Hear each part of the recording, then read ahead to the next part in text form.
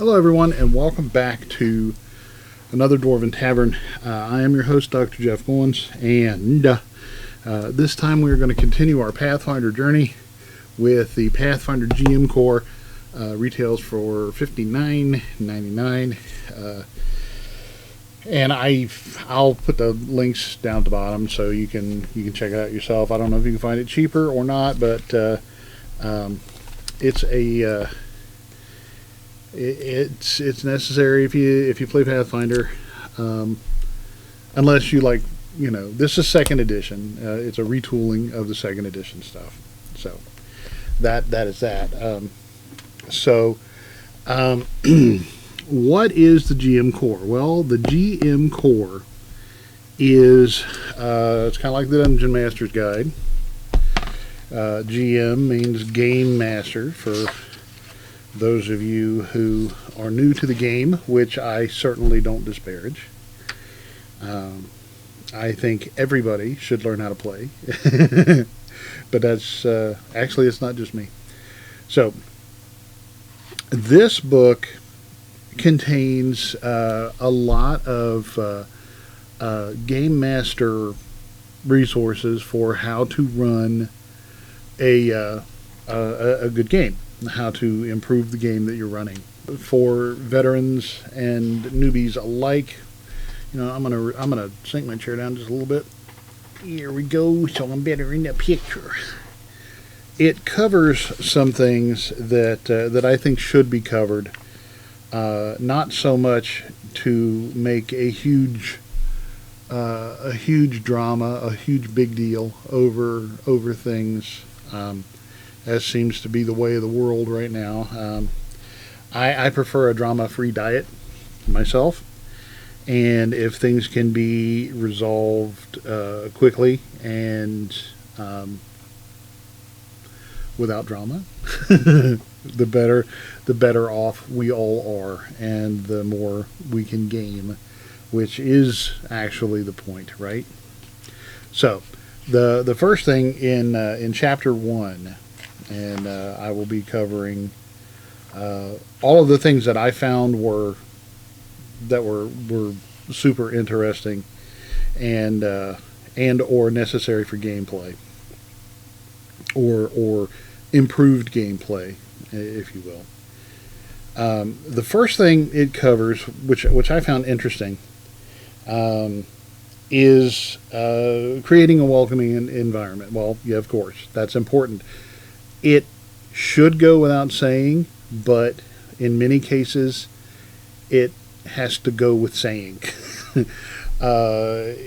In order to have a more enjoyable game and having a fun time with as many people as possible, you have to welcome them in.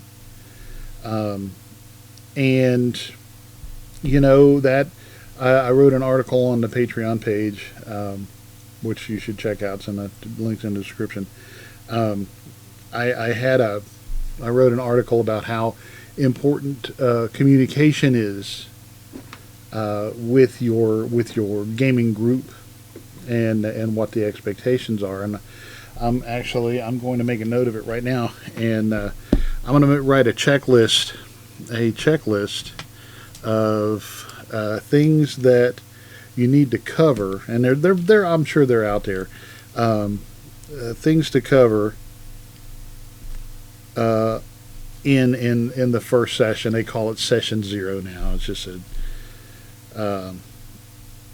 a fancy way of, it's the first session. Come on, don't call it session 0. Everything doesn't have to be clever. You can just be straightforward and call it what it is. And it's session 1. In the first session, you cover the things that you need to talk about, like, what kind of game is this going to be? What are the expectations of the players? What are the expectations of the game master? What are the expectations of the content? Here's a very, very important point. when I was, well, I've been dungeon mastering for a very long time, and while I was dungeon mastering, I dungeon mastered to an enormously diverse group of groups, right? I had veteran players who were used to adult-oriented content. I'm not talking like X-rated. I'm just talking about like violence and gritty realism and so forth. Those things that, high epic fantasy. It included things like forcibly extracting information from enemies in a rather unpleasant way. And, I'm not going to say all the buzzwords. It's going to ding me because I think it's stupid. But, those kind of violences, some of the more adult kinds of attacks and so forth, and that was my grown-up group over here of my buddies that would like to come over with a case of beer under their arms, and we would just have a great time with that. And then on the completely opposite end of the spectrum, I had a bunch of kids, my own four, and a couple of my buddies' 2 children, and my other buddy's 1 son at the time. We had a gaming group, and it was very, it was like a combination of, it wasn't, I wouldn't go as far to say it was My Little Pony esque, even though that's pretty, anyway. It wasn't like Care Bears and, unicorn tears and the like. It was also high fantasy, bordering on scary, but it was like geared toward children, and there was no adult content, no adult violence, very little of the truly traumatizing subjects that little kids would find traumatizing. And because I read about a study once where this professor, psychology professor, let her young one, watch Friday the 13th. Didn't phase it, but the little one watched an episode of Sesame Street where Elmo lost his banky and absolutely lost his mind, had nightmares, horribly traumatized, because that's what they could relate to. So, just, if you bear that in mind, you as the game master, in this case, you can flavor your campaign according to the tastes of the players. That's important.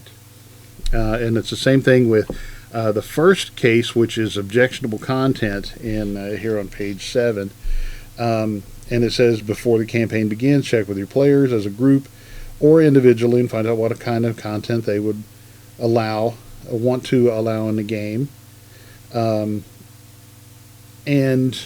it also states what I said. You communicate that with everyone in the group. Well, this is a taboo subject, and out of respect for this player,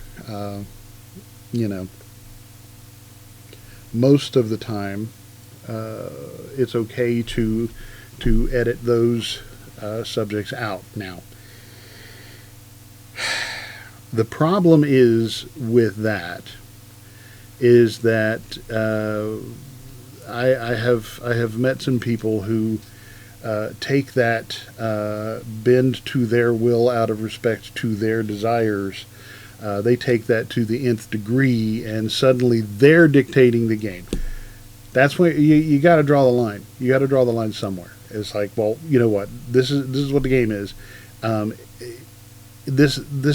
Some of this stuff is necessary for the game that I want to play. So, and we all want to play. you're the odd man out. If you don't like the way we're going to play it, you're going to have to find a different group to play this particular campaign.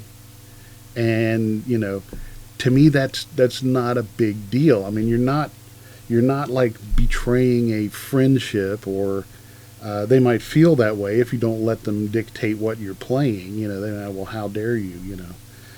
But there has to be a consensus, and if everybody in the group says, well, we want to play this hardcore gritty campaign, and someone's like, well, it's too violent for me, then they shouldn't play. I know quite a few people who shouldn't play anyway, just because of their hypersensitive sensibilities, and it's not pleasant. I guarantee it's not a pleasant thing, but it's reality. Yeah, oddly that I would be talking about reality here, but yeah, it is a reality that people who are triggered and all that garbage. I'm not saying it's garbage. I'm saying that the labeling is garbage. I hate labels. To me, labels give people an excuse to get away with bad behavior, and that may not set well with it might trigger some people, but it's the truth. I've met a lot of people who use their so-called self-proclaimed mental illnesses to dictate the lives of others. Me personally, I have known them, and I have not liked them, and I have stayed away from them, including my games, just because of that. I mean, it's pointless. Drama-free diet, right? So, but inversely, I would say that it's okay to temper your game based on the overall consensus of what people want to play. If you have and there's enough players out there somewhere online on Roll20 or Open, whatever it is, on Steam. There's a virtual tabletop thing that you can play. Boy, I sound I'm young and hip and things, right? But there are enough players out there that you can tailor your game to exactly what you want, and find enough people to play exactly what you want without having to kowtow to someone who just shouldn't be gaming at all because they're too sensitive. And I know that sounds mean, but it's okay to make some concessions. You're not writing an epic novel. Maybe you are. I don't know, but this is not your grand opus. It's a game. If it is your grand opus, then you have every right to say, this is my grand opus, and if they want to play, then they can play. If not, it's like writing an interactive novel with the characters that actually tell you what they do. It's a great way to write. I've written some stuff based on games. So, while I say, temper your game with respect and care for other people's feelings, don't let other people's feelings dictate to the whole group. I think that's the rule that I'm trying to set. The other issue, and they suggest things like lines and veils and the X card, because everybody loves labels. The line is, we're drawing the line at torture. The other thing is the veil, which indicates something that shouldn't be described in detail. So we'll draw the veil as those characters head into the bedroom. Wonder what they're doing. Well, yeah. I wouldn't even say it that much. I mean, if you wanted to draw a veil, it's just like, well, they head off into the other room and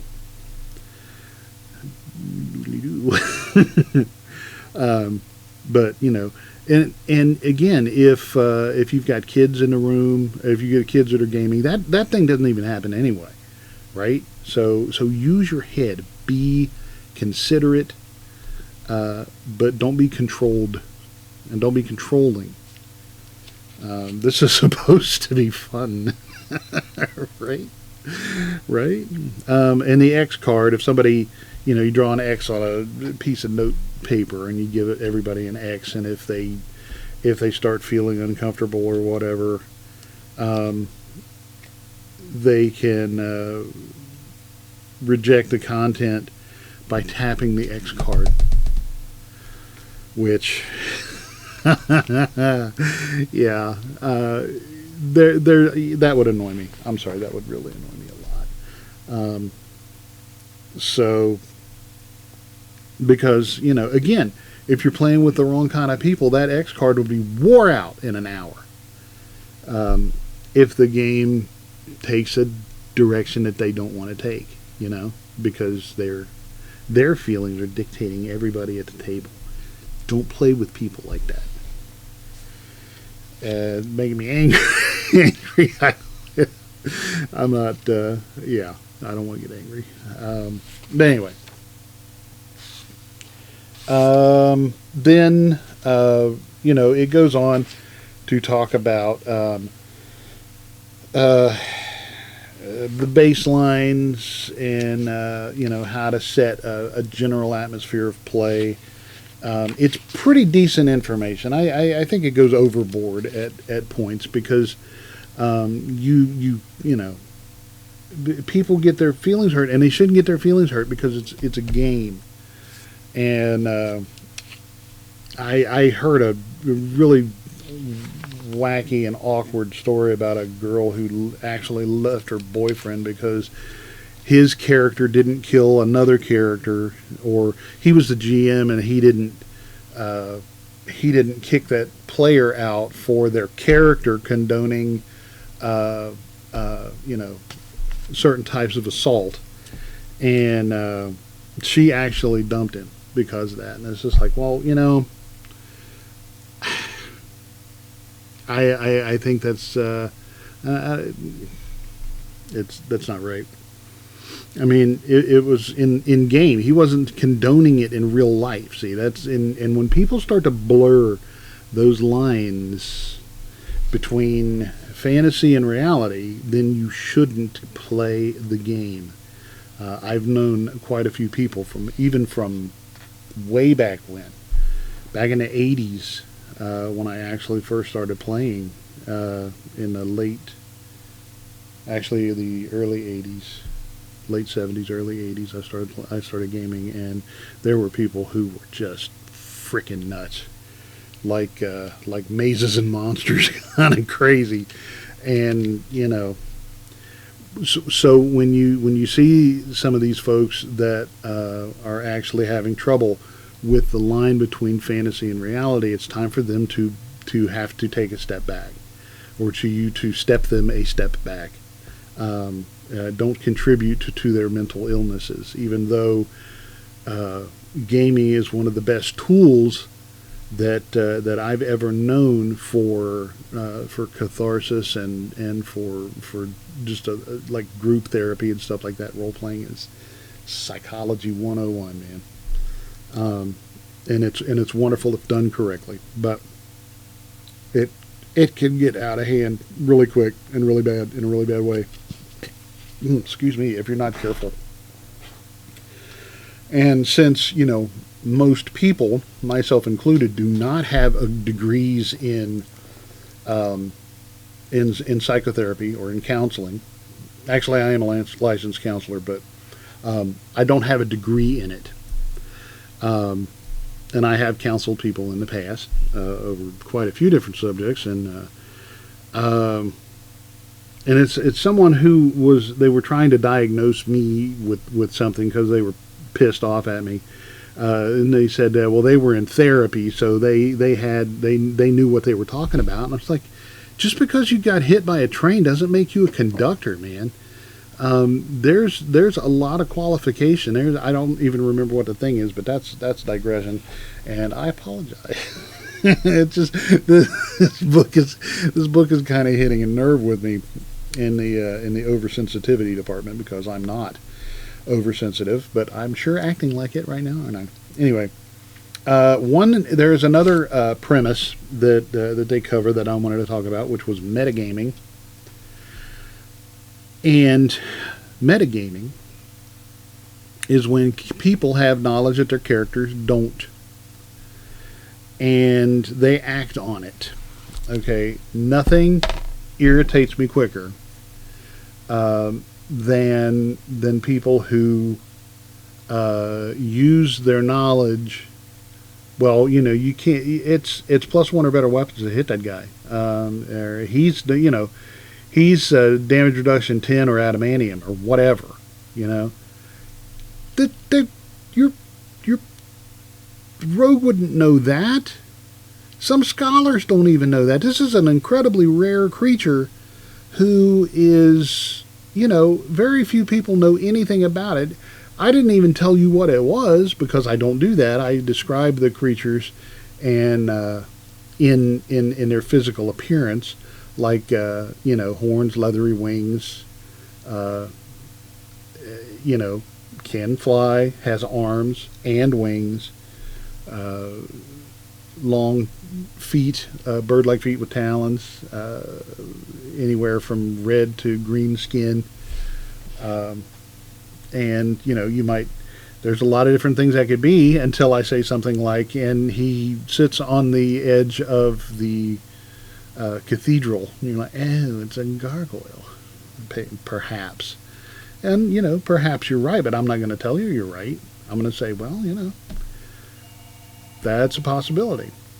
If there is no metagaming happening, then they're going to try different things, and if someone makes the appropriate knowledge check, they might say, well, they have damage reduction versus everything but magic, or whatever, and they may know a little bit about how to deal with the gargoyle, right? But metagaming is a big no-no at my table, and I won't have it. And if somebody starts metagaming, then I punish them, not their character. I will punish them.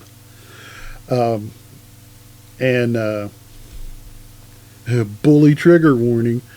But yeah, it's forbidden. And if somebody continues to metagame, I just stop inviting them to the table. And then there's no drama in that. That's a reasonable thing. It's like, I'm not going to let you come back if you keep doing that, because you're ruining everyone's experiencing by showing everybody how much you know about the monster manual. This character is not you. This character has never read the monster manual. The monster manual doesn't even exist in universe. So shut up. And, I do not like enforcing hard and fast rules. It's supposed to be fun, right? And when they insist on that kind of thing, it is no longer fun. And when it ceases to be fun, I cease doing it. So that's my maxim for life and living and enjoying myself and all that good stuff. Now, the next section of this is with special considerations, and it covers before I move on with that, it talks about NPCs and their limitations, and how to keep NPCs from ruining the game, knowing too much, or your NPCs, those are coming out of your brain, right, as the GM. So if you If you have the NPC know too much, then then there's no challenge for the players. So just temper your NPCs with the flux of ignorance and the hammer strokes, the clouts of knowledge. So there are in this section, before the special considerations like adjudicating the rules and the basics and house rules and how to handle distractions and interruptions, as I often do to myself, it's some decent advice. As the GM, you are the pressure valve of the game, and you are also the track upon which your train locomotes down from point A to the conclusion. And it's important that you keep the game on track and not allow disruptive or unruly people in the game derail said train. And another thing that I wanted to cover was problematic players, how to handle them. Well, let's see. Problematic behaviors, and this is a good list. Obsessing over the letter of the rules. I had a person call bullshit on one of my games because there were a group of 15 orcs that were banditoing throughout the Forestito, and the person argued with me for half an hour about how that was impossible. There could not be 15 orcs because the monster manual clearly says that there's 30 to 300 orcs found in groups, and that was fewer than 30, so they could not exist. And at the time, I grabbed him by the collar. I was about 19 years old at that time, and I grabbed him by the collar and his belt and led him to the door because I had no patience for that sort of shenanigan.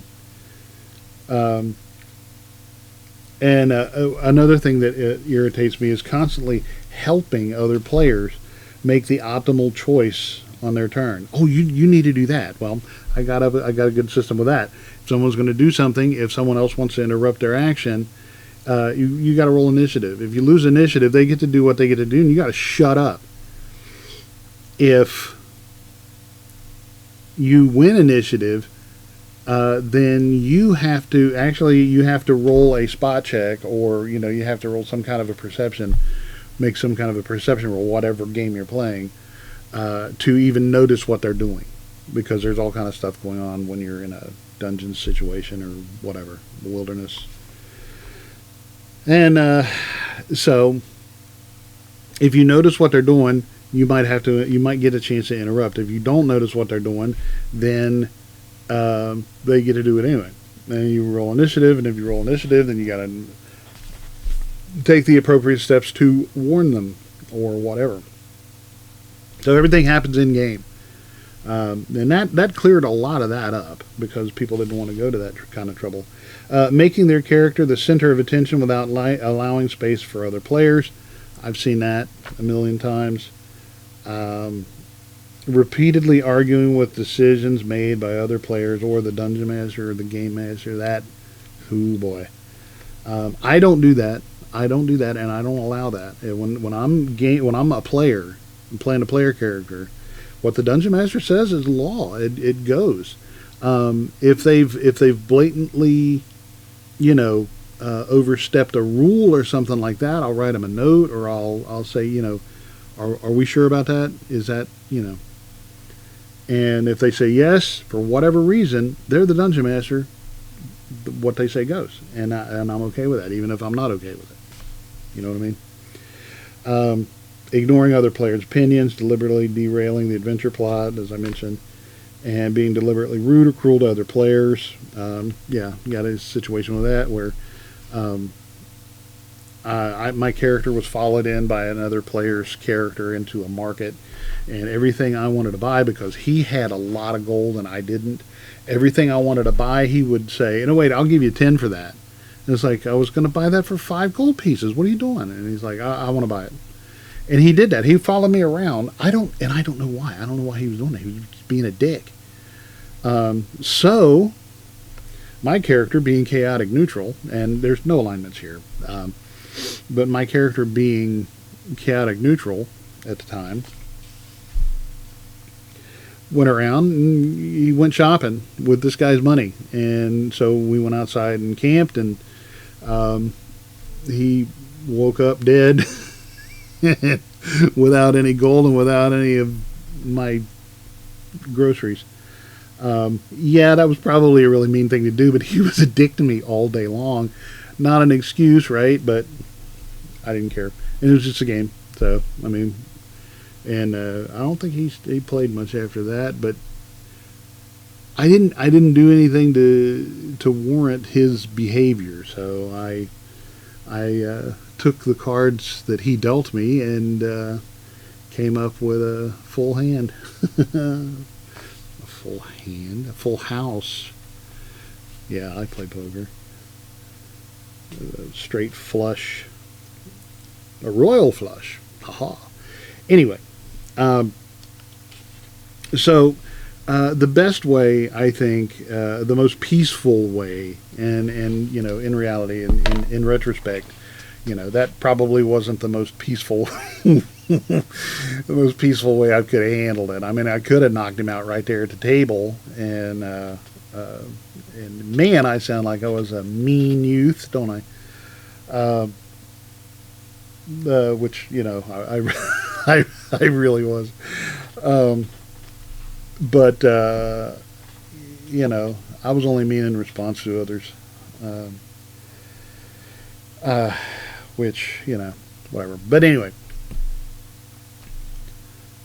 when you want to have fun in a game, and there is a player being problematic like that, it is up to not just the game master, but everybody at the table to agree that this guy's being an asshole, and or girl, yeah, that this person is being a complete dickhead, and nobody wants to play with them, and kick them the heck out, right? Because that's as straightforward as it can be. You know, we don't want to play with you, and you can even talk to them about it. You're a jerk. Every game session, you're an absolute asshole, and we like you in the real world.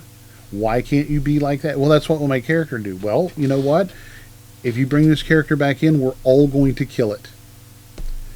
And, you know, just paint it like that, and it's pretty straightforward. They get their feelings hurt or whatever. Well, guess what? They were hurting everybody else's feelings first. You know, they started it. You got to go by that. Who started this conflagration of hurt feelings? Well, it was a person who's being a jerk to everybody, or picking on that one person, or whatever. So the easiest solution is quit gaming with them. Stop inviting them back. Tell them they're not allowed to come back because they're a jerk.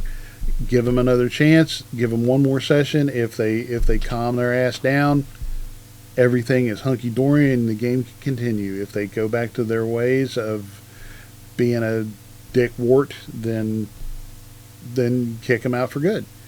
Straightforward. It's just straightforward. And you know, if their emotions can't handle that, then they shouldn't be playing the game anyway. And that's a very harsh reality. It's a very harsh reality, and I hate getting serious like that.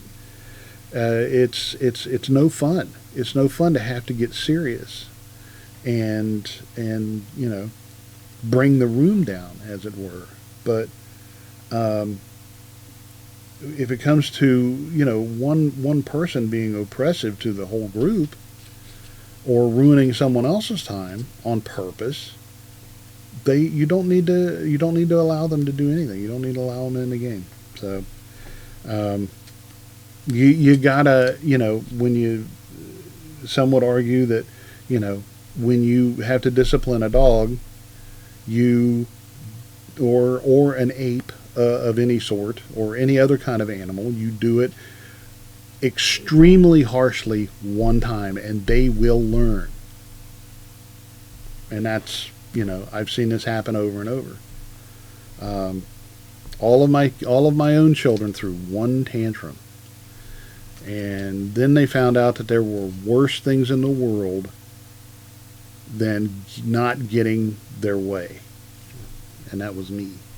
So I didn't have to spank them much at all because they threw one tantrum. I went berserk, and it scared them a lot, and I didn't even have to really spank them. But there are more ways to punish a child than spanking, and more like a hit, and oh man, you thought the world was coming to an end, and no more tantrums, because I love my kids, and I didn't want them to grow up to be brats. And so I heard a saying: if you should raise your kids and talk to them like the adults they're capable of becoming. And that's what I did, and they matured very nicely. And they all have college degrees, and none of them got in trouble in school, and it was just great. And they're all living their lives, and having their fun, and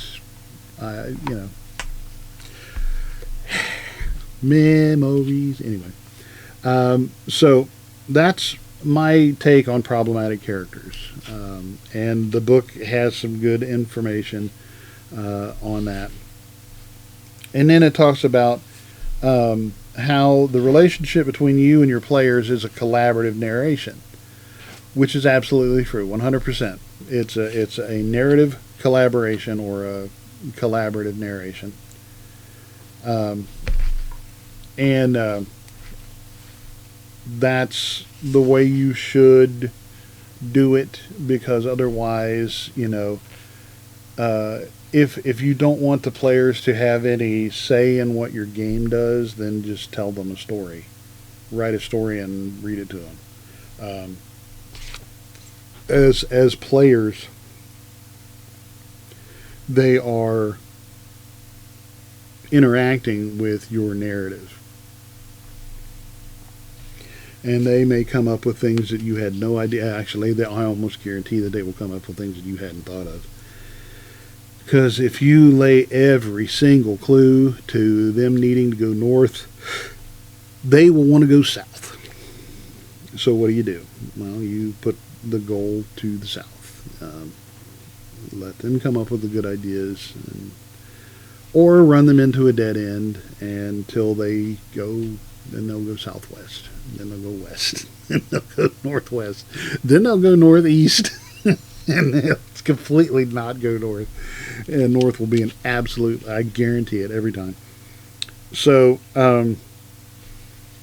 the other thing is, they cover player needs like attention span and sensory deficits, and the differences between small groups and large groups. That's kind of important. It's important to be accessible, I think, to everyone. I do agree with that. And that's just being nice and having common sense. I think the book is okay with that. I'm against overcompensation for things, but if somebody's in a wheelchair, just make a spot for them at the table and help them out. I mean, it's not that hard, and it's not that big a deal. Drama-free diet, and then playing characters with disabilities can sometimes be fun. I played a blind monk, which was a cool character, and then my tavernier Lissa, when she was around, her and her best friend played a single character with schizophrenia, which they each fought for control, and they had very different personalities, but it was the same character.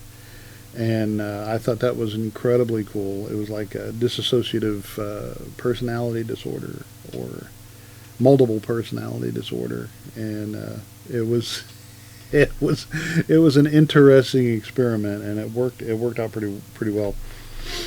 So just just be aware that those things are out there, and I hate to say have fun with it, because having fun with disabilities is that sounds cruel, maybe, I don't know. I mean, I'm not like talking about making fun of disabilities, the guy's only got one leg. Well, tell him to hop in, and ha ha ha, that's not funny. But making it, making that a challenge, because we even had a game where everybody had some sort of a disability, and they had to compensate and help each other, and it was really educational and incredibly cool, and they had a great time with it. So, and there you have it. Now,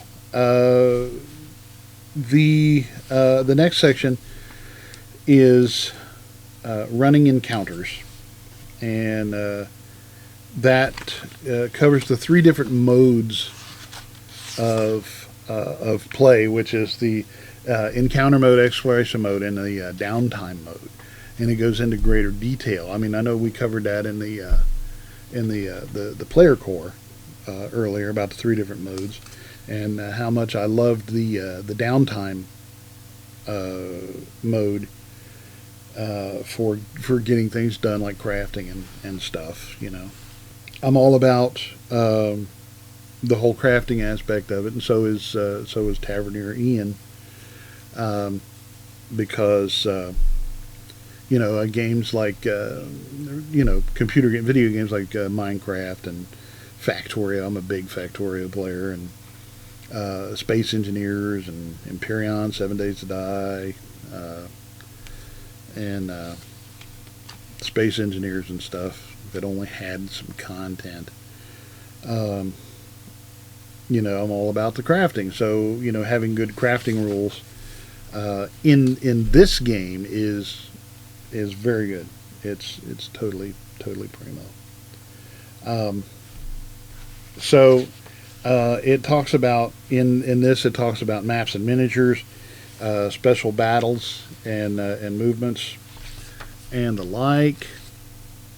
And then it goes to the exploration mode, which covers time in terms of hours and or days, overland speeds and stuff like that. And then it gets on to the running and downtime. Extensive rules for that, which are very, very cool. It has a little sidebar here about the Game Master's priorities. Emphasize the PC's planning and the fruit it bears. Well, there you go. That's kind of it in a nutshell.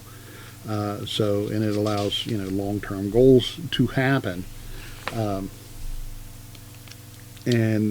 such things as buying and selling. It's got some tables of downtime events that can happen, like craft or earn income, create a forgery, which, sure, earning income, so forth, so on. So there's any costs of living and retraining, which is a very cool concept where you can forget one thing and learn another. You must unlearn what you have learned. It goes over extensively on difficulty classes. Your DCs, untrained, trained, expert, master, and legendary, which are the 5, what is it, 5? Yeah, different tiers of simple DCs, which is very cool. Then it goes over the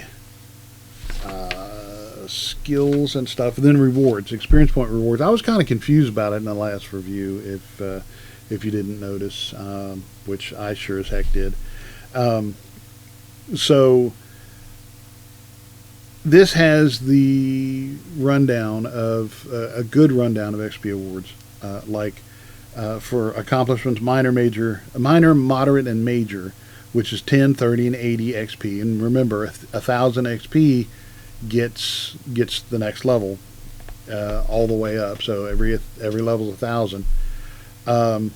Then your adversary level, the party level that it's talking about, is the average of the party's level. It's everybody. So if you've got a fourth, a fifth, and a sixth level player, then the fifth level would be an average party level of 5, and then it has rules. If it's the same, if the creature is the same level as the party level, then you get 40 XP for defeating it, not necessarily killing it, but defeating it, which I think is an often overlooked aspect of gaming. If you can chase it off, you won. So, and a lot of game masters also incorrectly play animals, because animals probably not want to fight to the death. I mean, they don't have any kind of a code of honor. They would say they must stand until they perish or you are fallen. That's not what happens. If you hit a shark on the nose, it's gonna bolt. It's like, ow, that thing, I can't eat that. It's too spicy. So, and if it's your party level plus 4, then it's 160 XP. If it's a party level minus 4, then you get 10 XP. So, and it's the same thing. It's got rules for hazards and so forth. So that very, very clearly delineates what should be given for whatever level that you're fighting. Then it goes to the party treasure by level, and that I don't often use that because I'm not a real big fan of game balance, as odd as that might seem, because I believe that there's things out there in the middle of the woods that make a strong hand dive fright, and if you go there, that hazard, that creature, that thing is not going to be based on how much you're able to handle. It's there whether you go there or not. And if you go into the woods and encounter a big old grizzly bear, it's going to eat your face unless you have a bazooka or a grenade or some well-placed grizzly bear pepper spray. But even then, you could lose your life easily in the normal woods, wolves, bears, etc. And what's out there is not based on your abilities. So remember that. Then in Chapter 2, it talks about building games and different adventure styles. Your campaign structure, and it gives some really good examples, because there's some folks who get into the game who just don't have any idea of what's possible. This game and most role-playing games are an enormous crib full of toys, and the saying goes, if you put a baby in a toy in a crib with a ball or some kind of a rattle or something, it'll play with that rattle for a while. If you put them in a crib absolutely brimming over with balls and rattles and other things, they're going to sit there and cry because they don't know what to play with first, because there's just too much stimulus. It's the same thing with the game. Absolutely anything is possible. I mean, in Pathfinder, even robots are a thing. Right? And handguns and things that you probably would use in a typical fantasy setting, but anything is possible. So you can do that. And so this delineates various styles, like the one shot, the brief campaign, the extended campaign, and the epic campaign. Okay. The time frame for an epic is 1.5 years weekly, or 3 years bi-weekly. That qualifies as an epic campaign. My first campaign that I dungeon mastered took us 2.5-3 years, something like that, to get all the way through it, and so that would qualify as epic in this. So you've got player goals, reoccurring villains, which are always fun if they're believable. And again, I have a story for just about every situation you can imagine. How to help the players deal with failure, because if you let them fail, they can fail. It tells how to start at higher levels if you don't want to start them out as noobs. How to design adventures. It starts on page 69, and it's got the dungeon crawl, the high adventure, the horror, intrigue, the planar adventure, the mystery, threats of corruption, devastation, extremism, mayhem, subjugation. All those things are very valid and very fun if you do them correctly. And this book gives really good advice on how to do that. I agree with that. The other thing is section in chapter 2 about building games, the encounter designs, and that's always been a huge. That's a big one, and it's something that should be considered very carefully.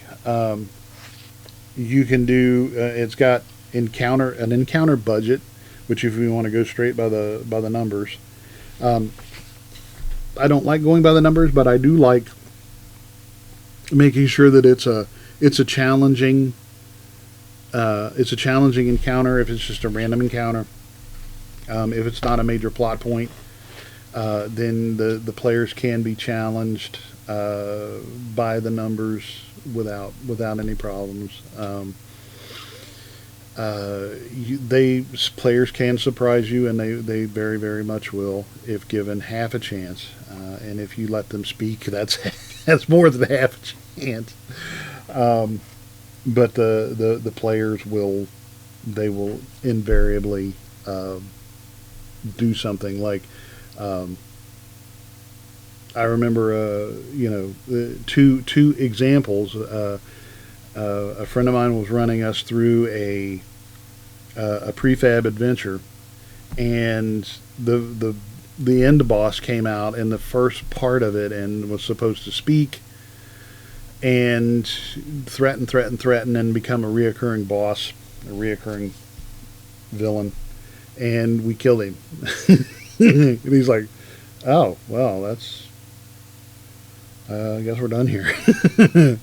And then the other thing was this: I had a player who had just gone through this incredible dungeon and came out and encountered a wild lion in the situation that he was playing like 4 different characters, and the lion killed them all. It was a TPK with just the lion after they had just fought, like ogre magi and giants, all kind of crazy crap, and he just rolled the worst rolls ever. And I'm like, I'm really kind of stunned that this is happening. He's like, so that happens. So this gives good guidelines for that. How to design your adventure groups, your encounter groups. And another thing here that it covers that is a big thing here in the tavern is managing behaviors. What I said earlier about animals not wanting to fight to the death. Well, that's behavior. Paying attention to behavior, behavioral science. I've studied behavioral science, and that may give me an edge. But if you use common sense, you don't have to have a degree in behavioral science to know that If if you pepper spray a mountain lion, it's probably not going to stick around. It might kill you, but morale is a big thing to consider, and so forth. So just pay attention to the description of the creature that you're throwing at your players, and modify its behavior appropriately. Like trolls is W key all the way. They have no fear because they regenerate, and when you've got when you certainly what you have in a troll is you suddenly have a creature that has Wolverine's mentality, with the brain power of a beagle, right? So that does that, and the disposition of a wild boar with rabies. Not a good way to go. And so it's got a table of treasures by encounter, which I love my tables and my desk. I love tables in the game, and I'm not going to make any more table jokes. So then, it covers the treasure, and it covers afflictions like curses, such as sewer haze is a disease. Many healers and alchemists suspect that sewer haze has a supernatural origin, but the study is so unpleasant that research has made little progress. And it makes you stupefied.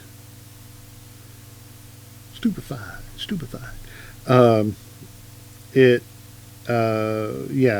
drained, and sewer leaves you drained. I see what they did. Drained and stupefied. And so forth.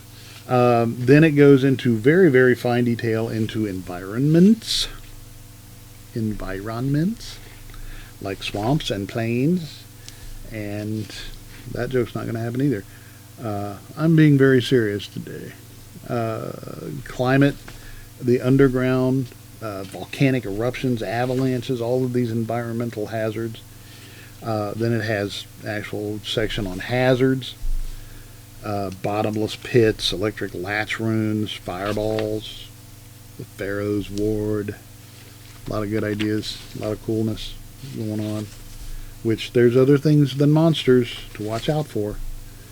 It's got a section on building hazards, the concept of the hazard, stealth and disable. Can you sneak around it? Well, it's a pit in the middle of the floor, so probably not.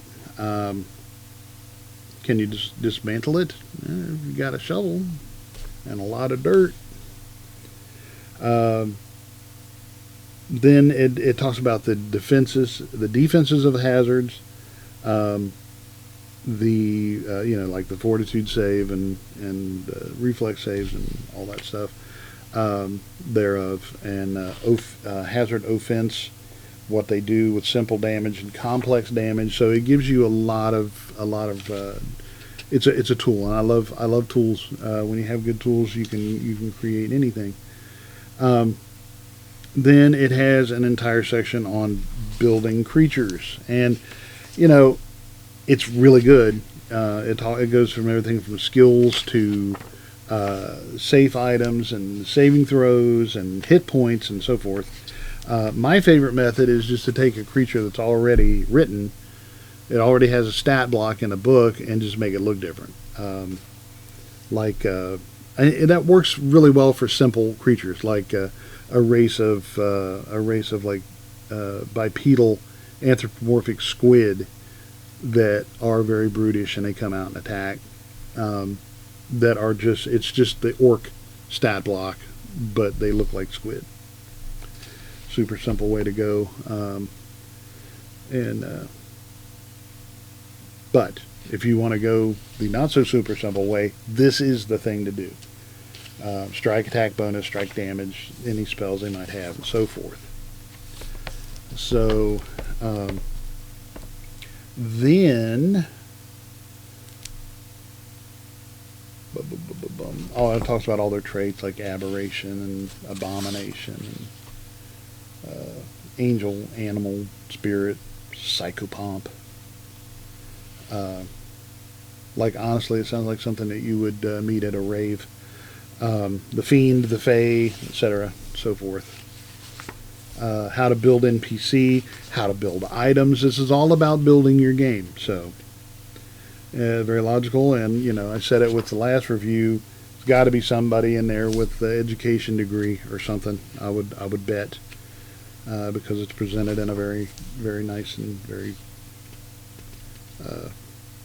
clear manner, which I think is great. Talks about how to build your lands, regions. Goes over the late age of lost omens with settlements and all that good stuff. It goes into the planes, and the planes of existence, the planes of reality, are different in this game than they were in D&D. It's got the outer planes. Now let's see. I can go over it a little bit. Yeah, it's got the inner sphere, which everything in the outer rifts are connected by the astral plane. And there's page 174. I'll show you this. You got the inner sphere, the astral plane, and it's Nirvana, Elysium, the outer rifts, Abaddon or Abaddon, Hell, the Boneyard, Axis, and Heaven.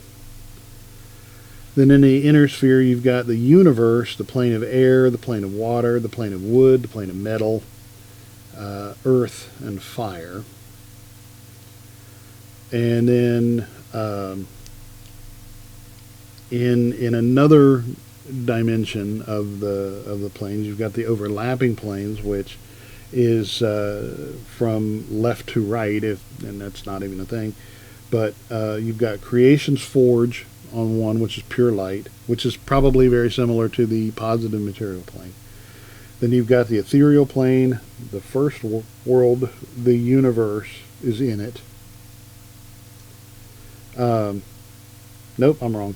The ethereal plane, which is outside of the overlapping planes. Then you've got the first world, which is like Eden, which is a plane of pure growth and wonderness.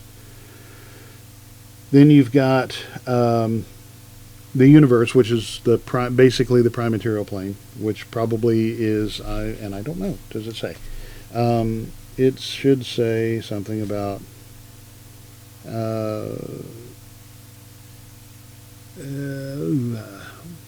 basically the universe is a prosaic realm and the home of mortal life. Innumerable galaxies play host to countless stars and their planets. So in D&D, the prime material plane was this universe and all parallel universes, which you could make that here without any issues. Then below that you've got the netherworld, and then below that even farther you've got the void, which is like analogous to the negative material plane. So you know, it's similar to what all the alignments are, and you know, like the happy hunting grounds and the twin paradises and all that planar stuff in the other game. It's got descriptions of each, and then it talks about, we go into subsystems in chapter 4, which subsystems are a great way to add depth to aspects of your game that don't occur in combat but still have high stakes. It covers victory points, influence, research, chases, which I love the chase rules, infiltration, which is another good thing, reputation, duels, leadership, exploration, and hexploration maps. And I'm not saying that facetiously. It's actually spelled H-E-X, hexploration. And that's, you know, making a hex grid of your world and hexploring it. And then vehicles. And that are all the subsystems, which is just little, like games within a game. It's gameception. For instance, we'll go to the chase. Research is good. And I even have, they sent me the, I think it was the second edition chase cards somewhere. I've got it around here somewhere in the library. But it's just like, you know, when someone, you say, hey, stop, you might as well just say, you know, on your mark, get set, go, and they take off running, and you have to find them.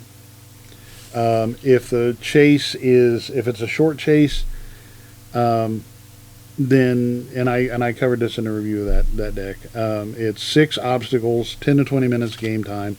Medium is 8 obstacles, about 15 to 25 minutes of game time, and long is 10 obstacles, about 20 to 30 minutes of game time, which we all know that it will take longer unless you really down to business. So the obstacles are things like a crumbling corridor. It's a DC of 13 acrobatics to avoid disturbing the walls. DC of 15 crafting to shore up the walls. Like, who's going to stop? That's not much of a chase. You know, oh, I'm going to put some beams here. Hold on. Wait for me. I don't want this to collapse. A pit trap is possible. Wandering ooze, that's definitely an obstacle. A pendulum trap, so forth. Urban obstacle. Urban arbsters. Hermagerd is like the guard dog, the wooden fence. A gang of hooligans, which could be a problem for both of you, and so forth. And you roll DCs to get past them or through them and catch up with your prey. And if you don't, then they get away. So once you have set the obstacles, you decide the end conditions. Chases often end when the pursuer reaches the same obstacle as the pursued, leading to a combat encounter or other scene, which can be like a tackle or whatever. However, it's less clear when they end the chase otherwise. It's typically best to have an obstacle that ends the chase with the pursued character getting away, as long as they overcome the obstacle before being captured, and so forth. Use your brain, use common sense, and that will dictate exactly how it pans out. So that is the, and then you've got the rules for duels, like bullying press, deceptive sidesteps, sense weakness, and so forth. And it allows your characters to have that epic duel that they've always wanted. Leadership is another subsystem, and it all intertwines in the game to help make it more colorful, more spherical as far as what you can do, or the way your character is looked at. And then hexploration, of course, is here on page 207, which covers dividing your map into a hex grid and exploring the world on that. And then it talks about random terrain, random features, activities per day, shuffleboard, bingo, random encounter. I'm not that old. Random encounters and so forth. The various types of terrain, like aquatic and arctic and desert and so forth. Then it talks about movement and vehicles, all of the vehicle stats and possibilities, or as many as they could think of that were relevant to actually playing a game. Which they're very thorough in their treatment of various things. They've got things like heavy chariots and gliders and sky chariots, and whether you allow them, the mechanical strider, probably of gnomish invent, the velocipede, so forth and so on. Up to you on what you allow and what you don't, of course. I mean, that's the way it is always. So then in the next section, it's got the treasure Trove, it is called, the chapter is called, which it covers armors, runes for said armors, the rules for applying them, shields. I mean, it goes down from shields to weapons, weapon runes that are magical enchantments that can be applied to weapons. Then it talks about alchemy, bombs, elixirs, poisons, and tools. Materials, momentary magic, apex items. Momentary magic is cool because they're just consumables like magic arrows and the like, ammunition, oils, potions, scrolls, and so forth that are consumed. Trappings of power like apex items, companion items, held items, staves, wands, and worn items. Worn items. Then it goes into gems and art objects, artifacts, intelligent items, which is always fun. Cursed items, and then it covers relics, and it does so in a very competent way. And then it has such things as the the description of it is consumable, like energy breath potion, right? And energy breath gives you the energy breath action for 1 hour after you imbibe the concoction. The potency of the breath depends on the potion's type, based on how long the distilled ingredients were aged. Energy breath is a single action. Each creature in the area takes damage depending on the basic saving throw. The damage amount and DC depend on the potion's energy type. The damage type can be, the energy can be acid, cold, electricity, fire, or sonic. And the saving throws according. And then, it just depends on what type it is. You have to decide before you give it to them. It's a consumable, it's magical, and it's a potion. And it's a black concert t-shirt. It's a song I haven't heard in a long time. So yeah, and then it delineates all of them in a it's very, very well organized. I've always been impressed with their organizational skills and how they, their treatment of the like, and the imagination is good, the creativity is good. The organization, I said that already. It's better than mine. The monkey's paw, the bag of whistles. Bag of weasels.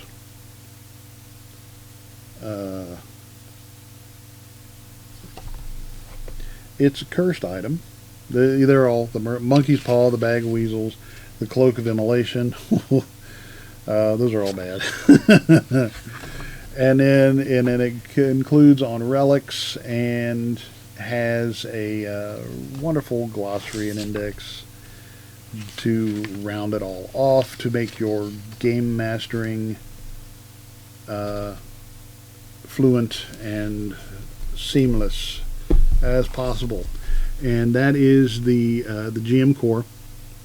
Highly recommend it. I mean, it's not whether I recommend it or not. It's a good book, and if you play Pathfinder, you should get it. It's just as simple as that. It's $60 minus a penny. So yeah, it's I'm gonna give it 4.5 axes because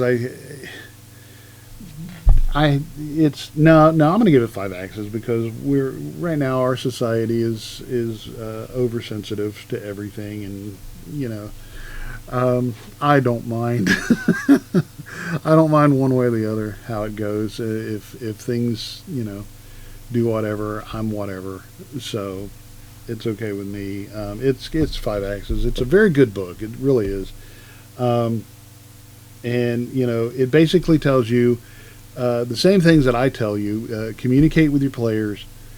Be a nice person. And use your head. Of course, that wouldn't make a very thick book with just those 3 rules, but it's a total of 326 plus pages of 335 pages and of goodness, and it's a very good tool box for a game master to build their campaign and their world. So highly recommend it, because you have to have it if you want to play with it. So on that happy note, on behalf of the entire cast and crew of the Dwarven Tavern, I am Dr. Jeff Goins, your host, wanting for you to wish for nothing but adventure. And at first I feared it, then I charged and got this book because it's cool. And thank you for watching, and we'll see you next time.